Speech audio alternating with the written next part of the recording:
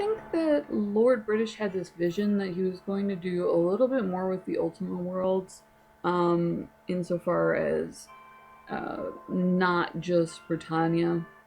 It's not really something that materialized, but around this time period, around Ultima VI, he did come out with the Savage Empire, and I think this one is called Martian Dreams. It's Ultima World of Adventure. So he got a little bit more into time travel here through the moon gates, which I obviously have a huge steez with because it requires a change in the collective Jungian subconscious and a rupture of the Higgs boson atoms. At the Columbian Exposition of 1893, astronomer Percival Lowell built a space cannon. You would have to rupture so many Higgs boson molecules that hold together the universe in order to pop yourself onto another time stream that there would actually essentially be a life-ending explosion. For the greatest minds of his day, he proposed a mission to Mars. So here I am debunking all of this in front of the greatest minds of his day. Hey, kitty. Disaster struck.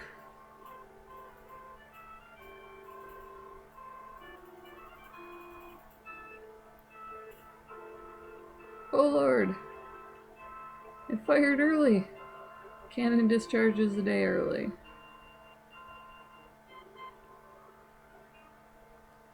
The space capsule is off. Really kind of want them to do the Star Trek thing. Here, I'll do it for them. No!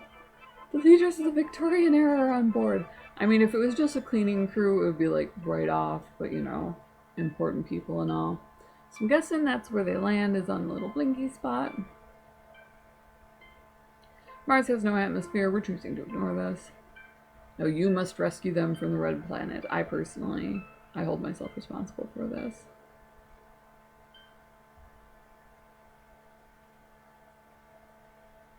Alright.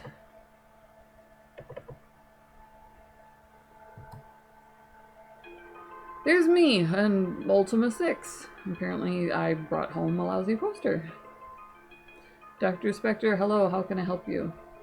You should not send for me. I received a telegram urging me to come. Never sent you any telegram? Perhaps your friend can explain this. The one that has a hood over her head. Friend, I came alone. Greetings, Avatar Dr. Spectre. Something you'll find most interesting. Telegram. Papers, a map, and a book about the orb of the moons. Must hurry, the greatest minds of our world. Of your world and my own depend on it. See what we have to work with. A telegram? Doctor that tuned me with Sigmund Freud. This picture must be 100 years old. Man on the left is Nicholas Tesla, the inventor. Okay, I could see sending a telegram back then, but like in the 1990s? It's like, who does that? So they head off to Colorado. They get dysentery along the way. Their wagon catches fire. They lose 112 ammunition, 3 sets of clothing, one of their oxen dies, and they break an axle. But they do eventually get there. How come I'm backpacking? I'm like, do I have his clothes in my backpack? You carry your own stuff, dude. Ditch the lab coat. The map was correct. Tesla did have a lab here. How do we begin? Read the manual. RTFM. It's rule number 1 of tech troubleshooting. The book says you must face a heading of 37 degrees. That's my lucky number. Make a wish. Do you have the compass I gave you right here, Doctor? Now toss the orb 8 feet in front of you. I want you to do this, not me. JIC, you're the Avatar. Boom! There's a moon gate. I wonder where it goes.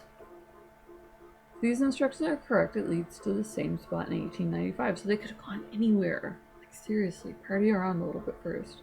Shall we, Doctor? You can. Like, I am a Moongate expert. I walk Moongates like a boss. I go to Britannia all the time. I will not be held liable for this dude. He's a noob. And they leave the lantern burning. Really, boys? Are you not ready to get Herr Tesla? See, Nicholas Tesla thought that we should shoot electricity through the air rather than using wires. which is not the safest means of distributing electricity to homes. Putting it out there, is also in love with the pigeon, but a very brilliant man. Spectre, the orb worked. We're here, Mr. Tesla. I'm Dr. Johann Spectre, and my friend is the Avatar. Traveled quite some distance to bring you this message. Your crazy clothes indicated the future, and apparently also the letter states it, so I don't know why we're beating around the bush here. They might be anarchists here to subvert our mission, using stage magic to impress us and to cover their entrance. Whether they snuck in is easy enough to check. Mr. Garrett. Who's this and how'd they get in here? Since they did not come past you, they must have arrived from the future. Point A to point B. Like, no other options. What, you believe that they came from the future simply because you're a cowboy? Actually, Blood, the most compelling reason is this note, and just who wrote this compelling message. I did, Doctor, or I will. The signature I assure you is genuine. You should really hedge a little bit more. I'm just saying scientific method. I'm supposed to doubt at least a little bit. 2 years ago, Percival Lowell assembled a scientific team to go to Mars. His team has not signaled Earth in over a year. I wouldn't so much say he assembled them, per se, as that they were launched by said anarchists. I'm Miss Nellie Bly. Meet Dr. Spectre and the Avatar, who will be joining us on our adventure. Pleased to meet you both. This is an integral part of the script. Now, if everyone will take a place in the space bullet, it's time for our departure. Sweet. Instead of a cannon, they're going to now shoot us out of a gun. They've streamlined. Okay, so. We're in our space bullet, rocking out. Here's me. See a distinguished man with a probing stare. Guten Tag, Ginger. What may I do for you? Sigmund Freud. Currently studying dreams for their good indication of the psychological structure and the personality of the dreamer. Yeah, they tell you much about the person involved. For example, many people dream they are being chased by something they cannot see. It usually indicates individuals feeling oppressed by something or has a duty to perform that is in some way unpleasant. My chosen profession, psychology, which has been the goal beckoning me from afar. He's been working on structure of personalities. Goal is to guess how the mental apparatus is constructed and what forces interplay and counteract in it. It's an interesting interpretation. I believe it is comprised of 3 components: the id, the ego, and the superego. Strange to know on Sigmund Freud, you're welcome to read along, is he was an incredible theorist, but a horrible scientist.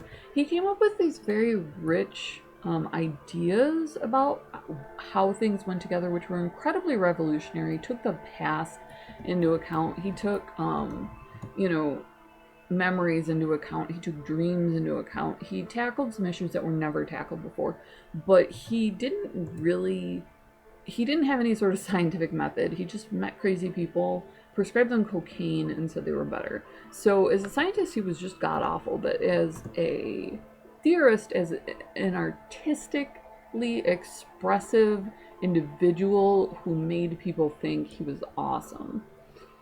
Lean-bearded man. Ah, it's Dr. Spectre. Came with us to keep you out of trouble.